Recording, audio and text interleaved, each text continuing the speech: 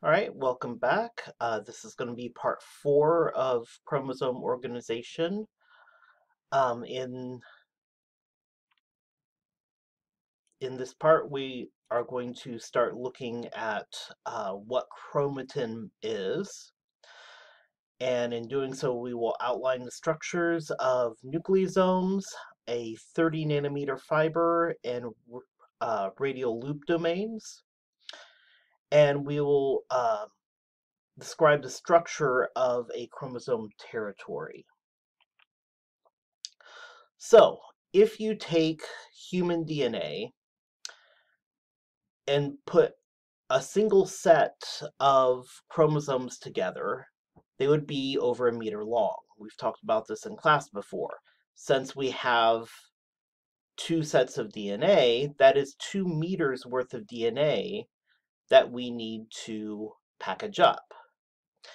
This all has to fit inside of a cell's nucleus, which is only 2 to 4 micrometers in diameter.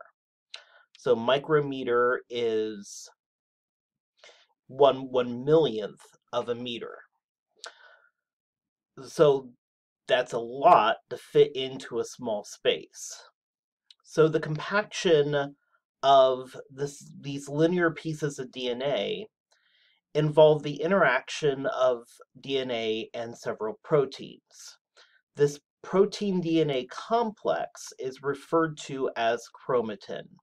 So the DNA isn't just there by itself, it has many proteins bound to it that help with this compaction process.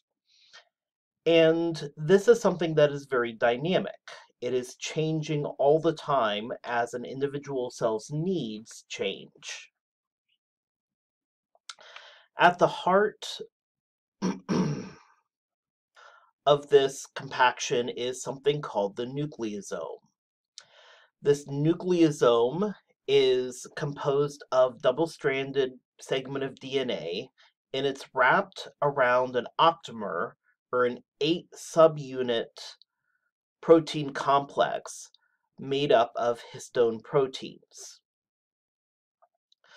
So you have essentially 4 histone proteins, 4 different ones. You have 2 copies of each. So 2 times 4 is 8. Those 8 individual proteins form something akin to a disc, and around that disc is wrapped 146 base pairs of DNA. And the result of this is about a 1.6 negative superhelical turns around the octamer. So this wraps almost twice around this little hockey puck shaped thing. Now here is the picture from the book. So here you can see we have 2 copies of H2B, 2 copies of H2A, 2 copies of H3, 2 copies of H4, and DNA wraps around it nearly twice. It falls just a little bit short of 2 complete loops. So this right here is the histone octamer. Each individual histone has has 2 main domains. So it has the structural part that makes up part of the hockey puck, so to speak, or the actual histone itself. And then each one of them have an amino terminal tail, and that amino terminal tail kind of stretches out and has a unique function, and we'll get to that in a bit. So here we have a piece of DNA. It's wrapped around one histone. There is an empty region here called a linker region, and then it's wrapping around another one here. And this leads to the analogy of beads on a string, because if you actually look at DNA properly prepared under an electron microscope, it appears as if you have several blobby things along a longer string. Now, the histone proteins tend to be basic in nature, so they contain a lot of positively charged amino acids, such as lysine and arginine. The reason why it has that is since these are positively charged, they can interact with the negative charge of the phosphate groups along the DNA backbone. Again, these histone proteins have a globular domain, and that makes up the actual core of the histone itself. And they also have an amino terminus, or the front half of the protein, that is more of a flexible tail um, that has a slightly different function. Now, there are 5 overall types of histone proteins. There is H2A, H2B, H3, and H4. These are what we call the core histones. So 2 of each one of these makes up the optimer, which is that histone hockey puck shaped unit. We also have something called the H1 histone, and we oftentimes refer to this as the linker histone, because one thing that it does is it binds to the DNA in the linker region, and it also helps connect where the 2 strands or the 2 ends of the DNA that wrap around the nucleosome. So let's take a look at an image of this. Here we have 3 histones. Here we've just kind of collapsed them into one big thing. And you can see right at the junction point where the 2 strands of DNA come together, we have a linker H1 histone. We also have lots of other proteins that bind along the DNA. These are non-histone proteins, and they have other roles that they play. But the core thing that I want you to recognize is this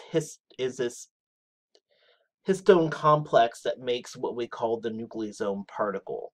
Now, this is, of course, kind of a cartoon characterization of it. Let's look at something a little bit more actual.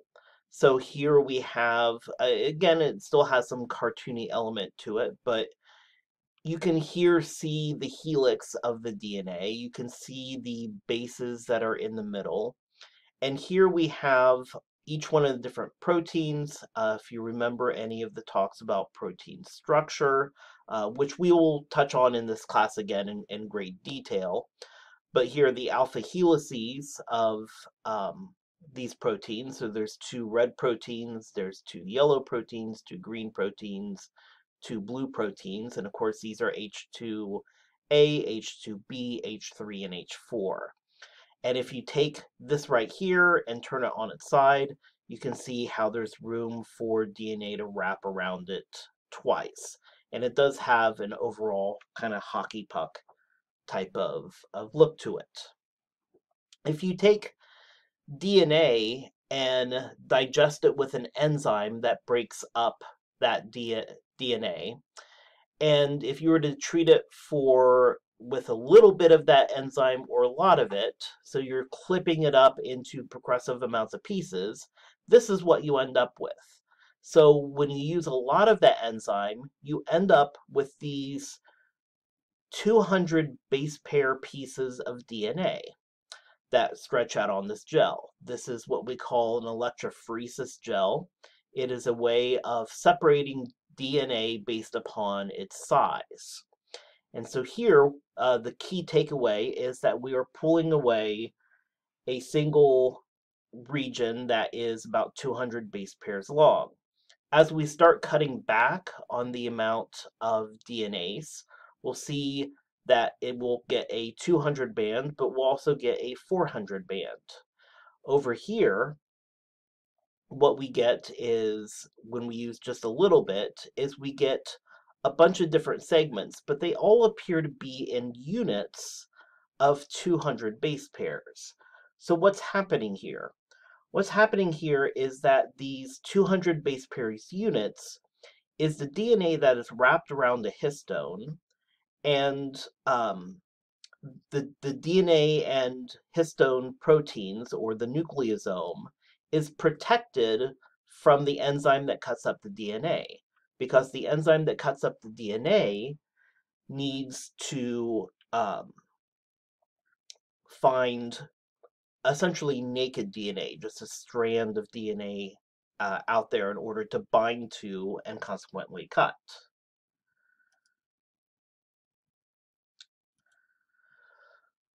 So, what happens next is we take all these nucleosomes and we start to associate them with each other.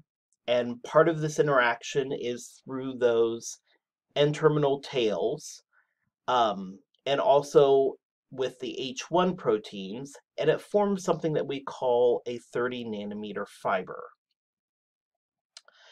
The H1 protein plays a role in this compaction, and we know this is the case because at moderate salt concentrations, H1 will fall off, and this results in the classic beads on a string type of morphology. At low salt concentrations, H1 remains bound, and we end up with something called that 30 nanometer fiber. So here's a picture of that. Here is H1 not bound, and you get these beads on a string. Looks kind of like a pearl necklace. Here, with lower amounts of salt, the H1 will bind, and it forms more of a solid fiber. Now, this 30 nanometer fiber that we call is a little bit harder to define. So we have a couple of different models that help explain this.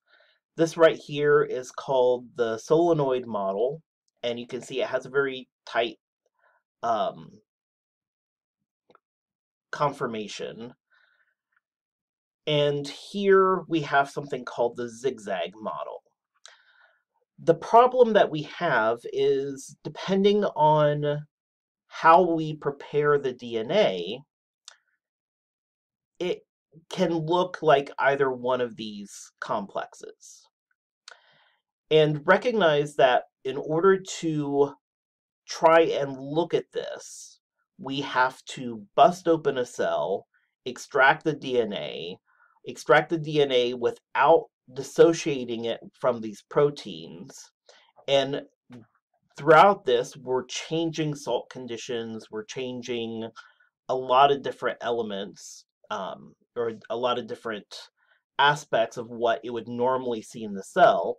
So we can essentially create a scenario which would favor this type of conformation or this conformation, but since we can't physically see that much detail directly down inside of a living cell, we can't tell which one of these is actually more accurate.